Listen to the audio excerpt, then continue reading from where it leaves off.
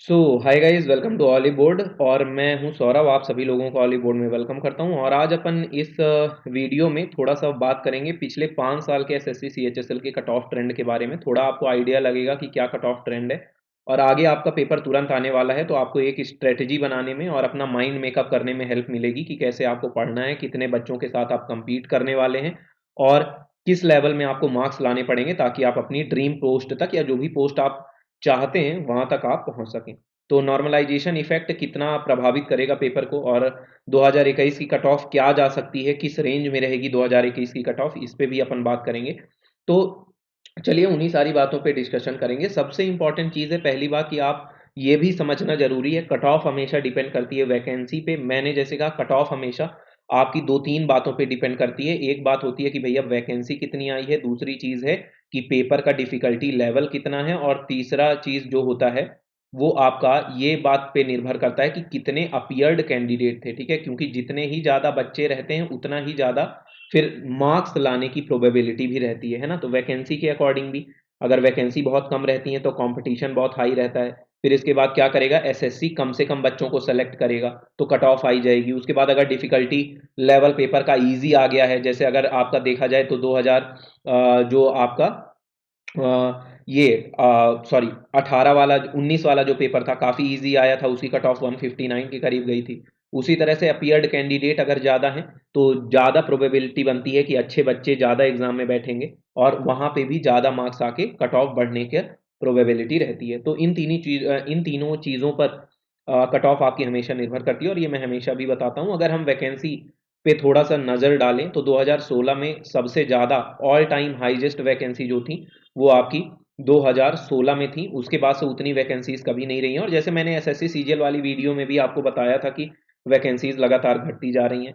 17 की बात करें तो फिर इसके बाद ड्रास्टिकली वहाँ पे 800-900 वैकेंसी का अंतर देखने को मिला था। 18 में फिर से 100 वैकेंसी बढ़ी और फिर से तुरंत से 1000-1200 के करीब आपको यहाँ पे डिक्रीज देखने को मिला। और 2020 जो अभी लेटेस्ट में आपका एसएससी सीएचएसएल का एग्जाम हुआ था, अभी तो आपका जो मई में एग्जाम होगा वो 2021 वाला होगा, है ना। 2021 वाला देंगे, अभी उसकी वैकेंसी डिस्क्लोज नहीं है, जल्दी ही उसकी वैकेंसी आपके सामने आ जाएगी।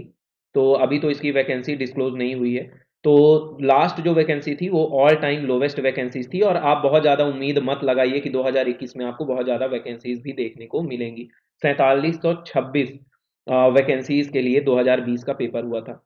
अब मेन, मैं हमेशा जो मेरी आदत होती है मैं यही कहता हूँ कि भाई मेरे हिसाब से सीएचएसएल का एग्ज़ाम आपके सीजीएल के एग्ज़ाम से कहीं ज़्यादा टफ एग्ज़ाम होता है। और से के मेन जो मेरा इसके पीछे का ये कहने का रीज़न है कि क्यों सीएचएसएल मैं कहता हूँ हमेशा कि सीजीएल से भी ज़्यादा कठिन एग्ज़ाम है एसएससी का, केवल इसी के कारण कि आपका जो वैकेंसी है और जितने बच्चे पेपर देते हैं, जिस लेवल में कट ऑफ जाता है वो सबसे खतरनाक होता है। अगर मैं लेटेस्ट कट ऑफ की बात करूं जो आपका 2020 का, मेन तो टीयर 1 है भाई। टीयर 2 जो आपका डिस्क्रिप्टिव पेपर है, आप उस पे एवरेज मार्किंग मान लो कि 60 से 65 नंबर सब लोग पाएंगे डिस्क्रिप्टिव पेपर में। मेन क्या होता है आपका, मेन जो होता है वो आपका होता है कि टीयर 1 में कितना आपने स्कोर किया। लीड सबसे ज्यादा आप टीयर 1 में ले सकते हैं, क्योंकि इसमें मेंस जैसा भी नहीं होता कि सीजीएल की तरह मेंस होगा 400 नंबर का।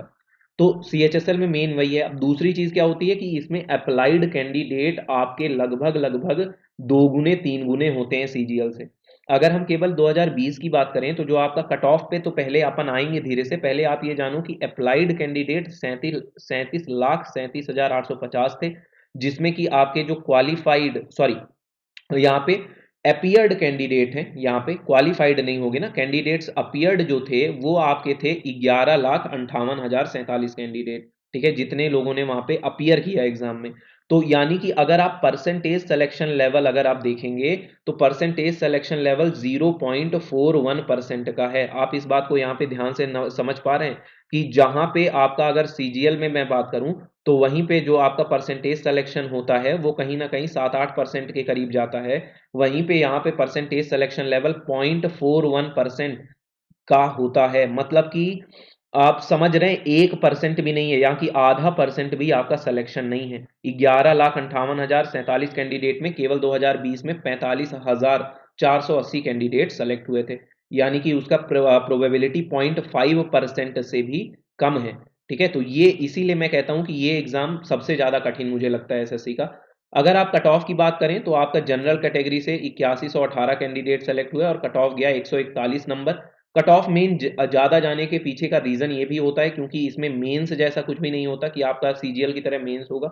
जो भी बच्चे पढ़ते हैं टीयर 1 के लिए ही फोकस करके पढ़ते हैं कि उनको मैक्सिमम से मैक्सिमम मार्क्स अपने टीयर 1 में स्कोर करने हैं। फिर इसके बाद नॉर्मलाइजेशन इफेक्ट तो आपका प्रभावित करता ही है, ठीक है। नॉर्मलाइजेशन अगर शिफ्ट, ईजी शिफ्ट और कठिन शिफ्ट के बीच में डिफरेंस ज़्यादा है तो बच्चों के मार्क्स फिर थोड़ा ज़्यादा बढ़ जाते हैं, ठीक है। जो टफ शिफ्ट वाले रहते हैं और मार्क्स ज़्यादा बढ़ जाते हैं तो थोड़ा बहुत कट ऑफ में मार्क्स भी उसको पुश कर देते हैं आगे बढ़ाने में। तो ये आपकी जो कैटेगरी वाइज कट ऑफ थी आप देख सकते हैं, ईडब्ल्यूएस की काफ़ी कम गई थी, है ना, एक्सपेक्टेशन से काफ़ी कम गई थी। ओबीसी की ही बल्कि ईडब्ल्यूएस से 22 नंबर ज़्यादा कट ऑफ थी, ठीक है। लेकिन आपको मेन देखना है यूआर कैटेगरी का, और जो नीचे लाइन लिखी है इससे आपको बहुत मतलब होना चाहिए। आपके 1195 बच्चे एससी, 372 बच्चे एसटी और 9225 यानी कि 9225 बच्चे ओबीसी से, 2773 बच्चे आपके ईडब्ल्यूएस कैटेगरी से और इसी तरह अदर कैटेगरी से। ये सारे यूआर कैटेगरी से कट ऑफ क्लियर हैं। और आपने यूआर कैटेगरी का अगर मैं बात करूं तो पोस्ट कितनी थी, 4500 के करीब। पोस्ट कितनी थी, 4500 के करीब। यानी इसमें भी जो 0.5%, 0.41% सिलेक्शन था, उसमें से भी अब आपको इसमें केवल और केवल जितने सेलेक्टेड कैंडिडेट हैं 45,000 के करीब, इनमें केवल 10% को ही क्या मिलेगी, कोई ना कोई पोस्ट मिलेगी। अब आप खुद सोचिए कि डिफिकल्टी लेवल कितना है, कितने बच्चों ने अप्लाई किया और कितने लोगों को पोस्ट मिल रही है, ठीक है। तो यही कहीं ना कहीं रीजन है। अगर हम 2019 पे डालें नजर, 2020 के बाद पहले वाले पेपर का, अप्लाइड कैंडिडेट आपके ज़्यादा थे, करीब 41,68,750 कैंडिडेट पेपर दिए थे। अप्लाइड जो अपीयर होने वाले थे वो भी ज़्यादा थे थोड़ा सा पिछले साल के कंपैरिजन में, 14 लाख, और परसेंटेज सिलेक्शन और कम था, 0.34% कैंडिडेट केवल आपके यहाँ पे सेलेक्ट हुए थे। अगर हम कट ऑफ पे नज़र डालें तो पेपर बहुत ज़्यादा इजी आने की वजह से और बच्चों को बहुत सफिशियंट टाइम मिल गया था इस पेपर में। आपको भी याद होगा कोविड का टाइम चल रहा था और जब ये आपका पेपर हुआ और उस समय पे थोड़ा सा एसएससी में केस चलने लगे थे, जो आपका इसे कहते हैं यूएफएम का केस लगा हुआ था, यूएफएम का केस सीजीएल और सीएचएसएल में, उसके कारण पेपर डिले हुआ था और इस कारण से बच्चों को प्रिपेयर करने का अच्छा खासा टाइम मिला था। ऊपर से जो पेपर आया था बेहद आसान आया था, तो कट ऑफ आपकी यूआर कैटेगरी के 160 नंबर चली गई थी। और अगर आप देखें तो 160 नंबर में यूआर कैटेगरी से बस 8321 कैंडिडेट सेलेक्टेड हैं, जिनमें अगर आप देखो तो 1245 एससी, 386 एसटी और आपके यहाँ पे 9447 ओबीसी से, 3763 ईडब्ल्यूएस कैंडिडेट, है ना, जो कि यूआर कैटेगरी से आपके कट ऑफ क्वालिफाई करे थे। 10 नंबर ईडब्ल्यूएस की कट ऑफ कम गई थी और आपके केवल 3 नंबर कम, 3 साढ़े 3 नंबर ओबीसी की कट ऑफ गई थी, और बाकी एससी एसटी की भी आप नजर डाल सकते हैं यहाँ पे, ठीक है।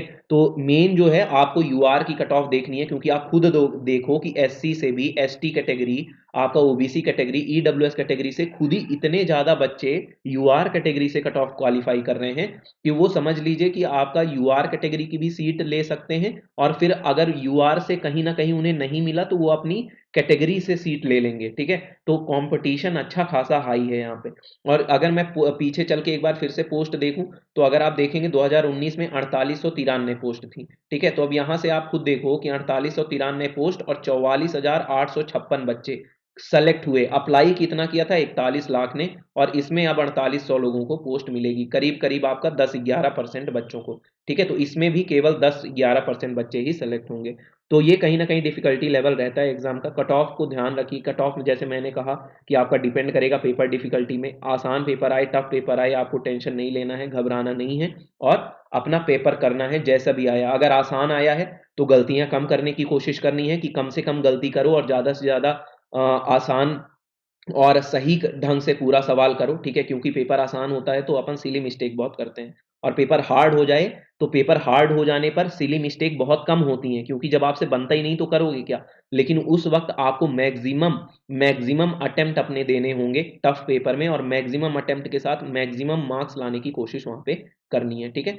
चलिए, अगर आप थोड़ा सा ध्यान देखें तो हालांकि 2019 और 2020 लास्ट 2 साल ही आपको ध्यान देने हैं अगर आप 2021 के लिए आप पढ़ने वाले हो तो, क्योंकि ये तो आपका पेपर हो गया 2020 तक।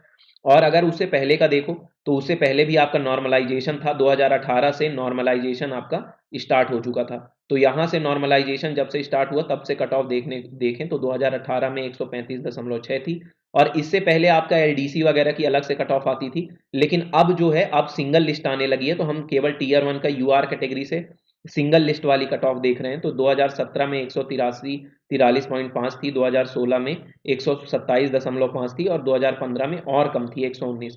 तो इधर पे तो पिछले 2 साल में काफ़ी कम थी कट ऑफ, लेकिन 2017 के बाद से थोड़ा सा ट्रेंड चालू हुआ और कट ऑफ का बढ़ना घटना आपका शुरू हो गया था। 18 से आपका नॉर्मलाइजेशन आ गया। नॉर्मलाइजेशन भी पेपर का लेवल तो कहीं ना कहीं ऊपर नीचे हुआ, पेपर का लेवल भी ऊपर नीचे हुआ, बच्चे ज़्यादा पढ़ने लगे हैं, ज़्यादा कंपटीशन बढ़ गया है बच्चों के बीच में, वो रीज़न भी है कट ऑफ को बढ़ाने का।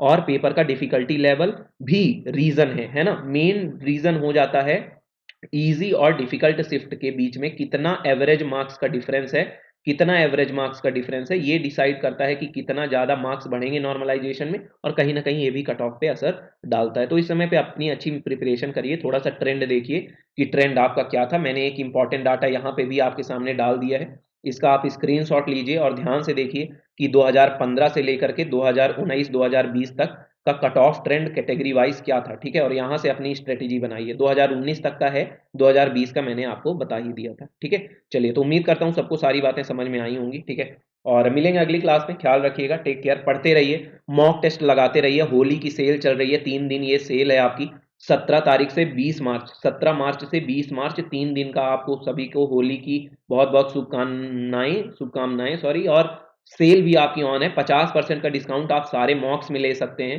तो आप लीजिए। और कोड यहाँ पे दिया है सौरभ, ठीक है।